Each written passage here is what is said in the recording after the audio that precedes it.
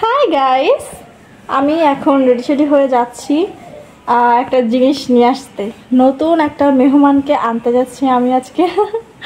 অনেকে হয়তো বুঝেও ফেলছে যে আমি কাকে আনতে যাচ্ছি। অ্যাকচুয়ালি আমি যাকে আনতে যাচ্ছি সে হচ্ছে আমার অনেক দিনের ইচ্ছা ছিল। যাই হোক, ওরা এখন আনতে যাচ্ছি। Okay guys, bye bye bye bye. কি টাটা। হাসবে, আর একটা সঙ্গী নিয়ে আসছি তোমার। Tata tata tata. যাই হোক, তো বান্ধবীর বাসায় চলে আসছে ফাইনালি। এই হচ্ছে সেই মহান বিল্লু যাকে আমি নিতে চাচ্ছি।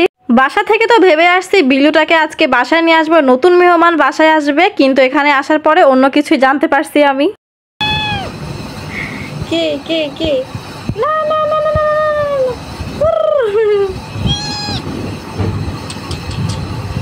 এই যে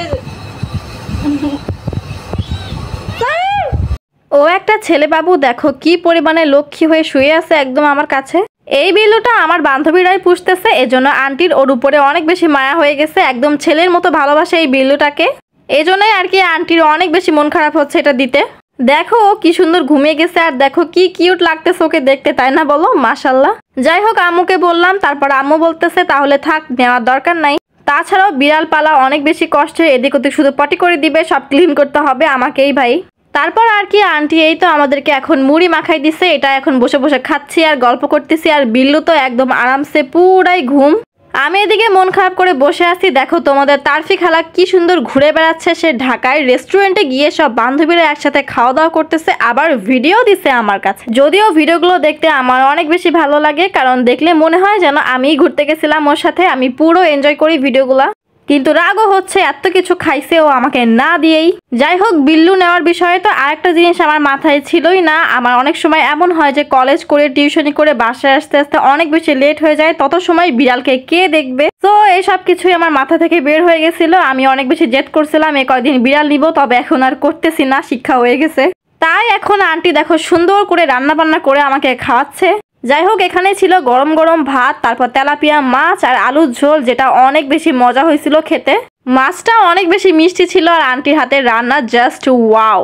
বিল্লুর ঘুম তো হয়ে গেছে, সে ঘুরতেছে আর আমি বসে বসে খাচ্ছি এখানে একদম আরামসে পায়ের উপর পা তুলে। তারপর আর কি খাওয়া দাওয়া শেষ করে একটুখানি গল্প করে চলে যাচ্ছি এখন বাসায়।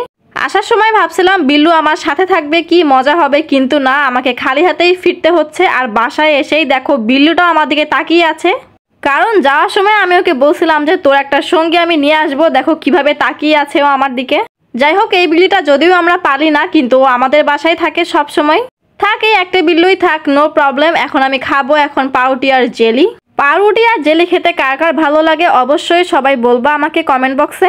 আরো একটা বিষয়, তোমরা যারা যারা বিড়াল পালো সবাই আমাকে কমেন্টে জানাবা যে বিড়াল পালা কি আসলেই কষ্টের নাকি। সো গাইস, আজকের মতো এটুকুই ছিল। সবাই ভালো থাকো, আল্লাহ হাফেজ, দেখা হবে পরবর্তী ভিডিওতে। বান্ধবী বাসায় এসে খাচ্ছে, এটা হচ্ছে তেলাপিয়া মাছ, এটা হচ্ছে আলুর কিছু একটা।